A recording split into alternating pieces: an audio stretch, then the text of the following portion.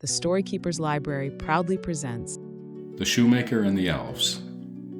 A shoemaker and his wife lived in a little house on the edge of a wood. They were very, very poor, and each day they grew poorer and poorer. At last there was nothing left in the house but leather for one pair of shoes. "I will cut out this last pair of shoes," the shoemaker said to his wife. "Tomorrow I will sew them and peg them." So he cut out the leather and left it on his bench. The next morning he went into his shop to make the shoes. What did he see? A pair of shoes all nicely made and ready to be sold.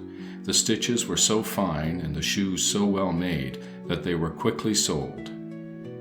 With the money, the poor shoemaker bought leather for 2 pairs of shoes. Then he said to his wife, "I will cut out the leather for 2 pairs of shoes. Tomorrow I will sew them and peg them." So he cut out the leather for the shoes and left it on his bench. The next morning, when he went into his shop to make the shoes, what did he find? Yes, there were 2 pairs of shoes already made. The work was so well done that those shoes were also sold very quickly.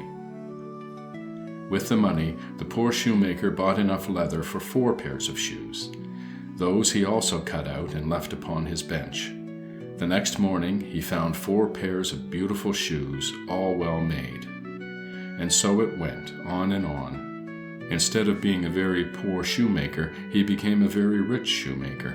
His shoes were so well made that even the queen herself wore them. At last the shoemaker said to his wife, "We must find out who makes the shoes."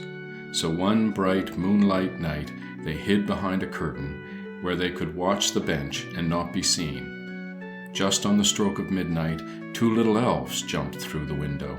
They went skipping and dancing up to the bench. Sitting cross-legged, they took up the leather and began to work. How their needles flew back and forth, back and forth. How their little hammers beat, rap-a-tap-tap, rap-a-tap-tap. Almost before the shoemaker and his wife could think, the work was all done. The tiny elves ran about, skipping and dancing, skipping and dancing. Then whisk, quick as a wink, they were gone.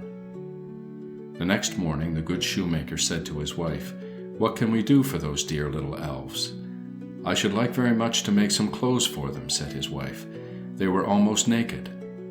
"If you will make their coats, I will make them some shoes," said the shoemaker. Their little feet were bare. When the clothes and shoes were ready, they were put upon the bench. The shoemaker and his wife again hid behind the curtain.